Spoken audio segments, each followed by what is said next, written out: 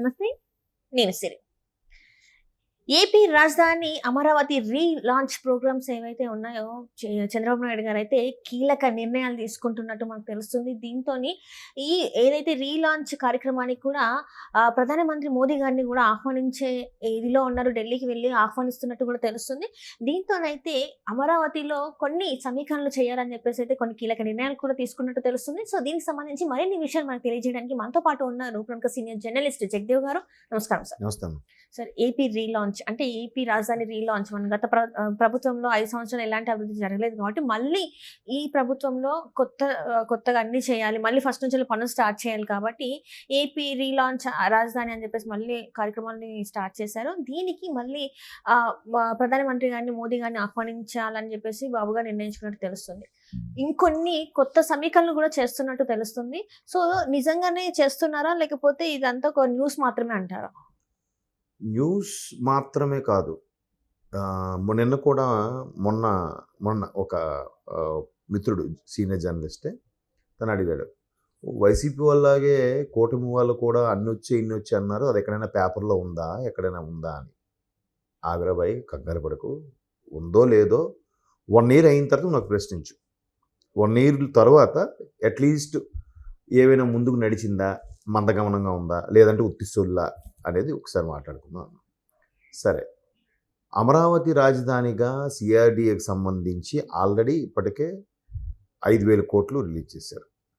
15,000 కోట్లు ప్రపంచ బ్యాంకుది మీరే ముందు కట్టుకోవాలన్నారు. తర్వాత కేంద్ర ప్రభుత్వం కూడా ప్రకటించింది, మీరు అవసరం లేదు మేము తీరుస్తాం, మీకు అది శాంక్షన్ చేస్తున్నాం.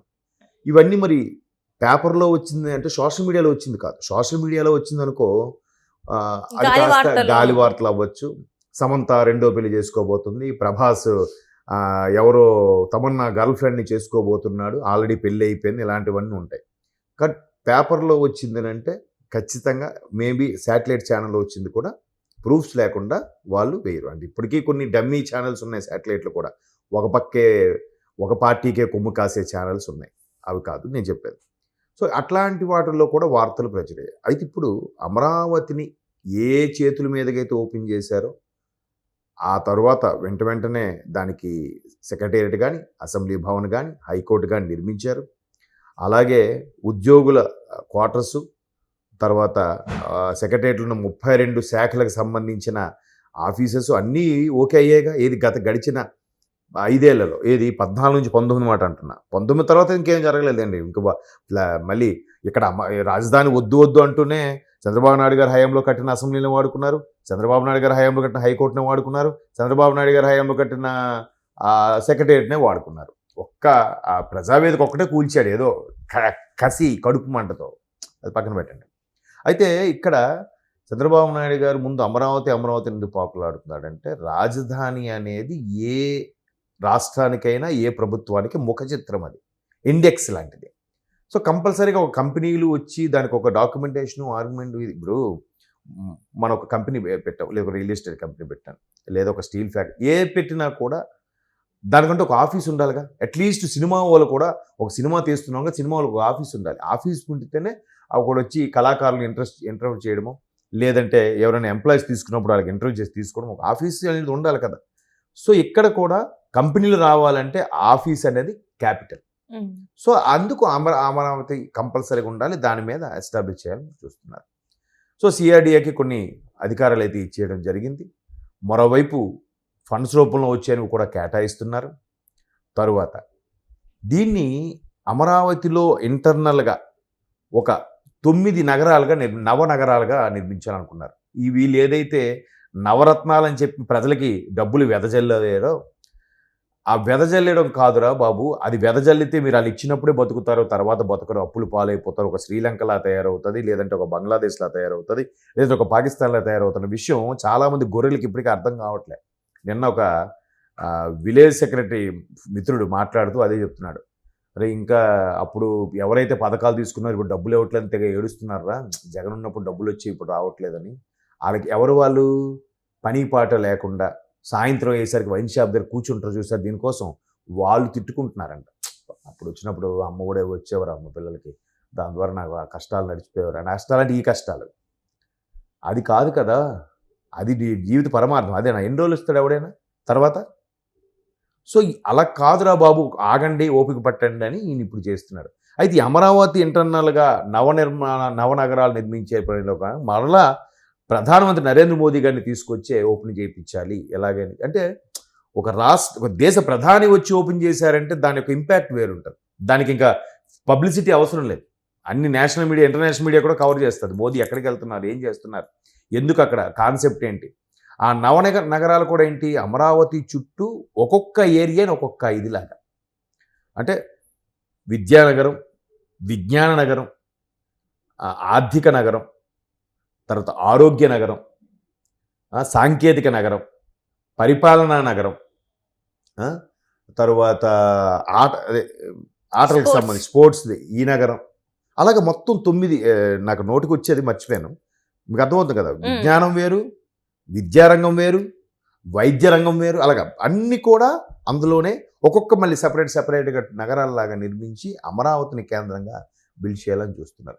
దానికన్నా ముందు ఒక 5 ఐకాన్ టవర్స్ నిర్మించడానికి ఇప్పుడు రేపు ప్రధానమంత్రి గారితో రిబ్బన్ కటింగ్ చేయించుకుంటున్నారు. ఆ ఐకాన్ టవర్స్ కూడా ఎలా ఉండబోతున్నాయంటే, ఇప్పుడు ఒక బుర్జ్ ఖలీఫా ఎలా ఉంటుంది, అలాగే వీళ్ళందరూ బాబు గారు ఇవన్నీ తిరిగారు. బుర్జ్ ఖలీఫా వెళ్ళి చూశాడు ఆయన, దుబాయ్ వెళ్ళాడు, తర్వాత కాన్బెరా వెళ్ళాడు, కెనడా కాదు ఏంటది, ఆస్ట్రేలియా అనుకుంటా, ఆస్ట్రేలియా కాన్బెరా వెళ్ళాడు, బ్రెజిల్లో బార్సిలియా వెళ్ళాడు, తర్వాత మలేషియాలో పుత్రజయ ఊరి పేరు కూడా భలే ఉంటుంది, పుత్రజయ అని ఉంటుంది ఊరి పేరు, ఆ ఊరు వెళ్ళాడంట.